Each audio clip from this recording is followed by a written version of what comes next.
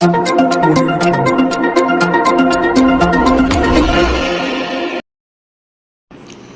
માર્કેટમાં રોકાણ કરવાથી સારું એવું વળતર મળશે તેવી લોભામણી વાતો અને લાલચ આપી ફરિયાદીને એક લિંક મોકલી. તેમાં ફરિયાદીને રજિસ્ટ્રેશન કરાવી શેર અને આઈપીઓમાં રોકાણ કરવા માટે અલગ અલગ બેંક એકાઉન્ટમાં કુલ 14.12 લાખ રૂપિયા ટ્રાન્સફર કરાવ્યા. નફો અથવા તો જે રૂપિયા ભરવામાં આવ્યા હતા તે નહીં આપનાર 2 આરોપીની સુરત સાયબર બ્રાન્ચે ધરપકડ કરી છે.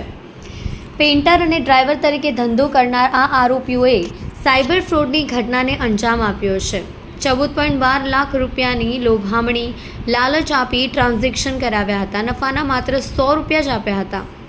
સુરત સાયબર ક્રાઇમ પાસેથી મળતી માહિતી મુજબ તારીખ 31 માર્ચ 2024થી લઈને 30 મે 2024 સુધી અજાણ્યા વોટ્સએપ ગ્રુપમાંથી અલગ અલગ મોબાઈલ નંબરોના ધારકો બેંક એકાઉન્ટના ધારકોને પૂર્વ આયોજિત કાવતરું રચી ફરિયાદીને શેર માર્કેટમાં રોકાણ કરવાથી સારું વળતર મળશે તેવી લોભામણી લાલચ આપવામાં આવી હતી. આ લોભામણી વાતો કરી લોકો અજાણી વેબસાઇટની લિંક ફરિયાદીને મોકલી આપી હતી. તેમાં એલેટ્સફર્ડ નામની એપ્લિકેશનમાં રજિસ્ટ્રેશન કરાવી અલગ અલગ શેરમાં અને આઈપીઓમાં રોકાણ કરાવી ફરિયાદીને અલગ અલગ બેંક એકાઉન્ટમાં કુલ 14,12,000 ટ્રાન્સફર કરાવ્યા હતા. લાખો રૂપિયાના સામે માત્ર 100 રૂપિયા નફો એકાઉન્ટમાં જ્યારે લાખો રૂપિયા જમા કરાવ્યામાં હતા.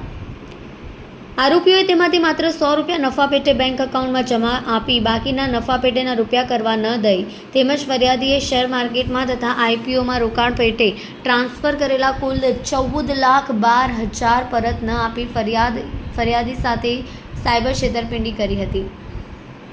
આ સમગ્ર મામલે સુરત સાયબર ક્રાઇમ બ્રાન્ચ દ્વારા 29 વર્ષીય રાજ ઉર્ફે પિન્ટુ વૈષ્ણવની ધરપકડ કરી છે. તે રાજસ્થાનના મૂળ ચિત્તોડગઢનો રહેવાસી છે અને સુરત શહેરના ઓલિમ્પિયા પિરામિડ ખાતે રહેતો હતો. અલગ અલગ બેંક એકાઉન્ટની કીટ વિમલ સેલાની નામના શખ્સ પાસેથી કમિશન ઉપર લઈ આગળ રાજસ્થાન ખાતે વાપરવા આપતો હતો. તેમજ ટેલિગ્રામ વોટ્સએપ ઉપર ચાઇનીઝ વેન્ડર સાથે સંપર્ક કરી તેઓને મોકલાવે ઓટોમેટિક ઓપીડી ફોરવર્ડ નામની એપીકે ફાઇલ પોતાના મોબાઈલ ફોનમાં ઇન્સ્ટોલ કરી બેન્કિંગ ટ્રાન્ઝેક્શન કરતો હતો. સાથે પોતાનું કમિશન આરોપી કમલેશ સાથે સુરત ખાતેથી અલગ અલગ એટીએમ મશીનમાંથી વિડ્રો કરતા હતા.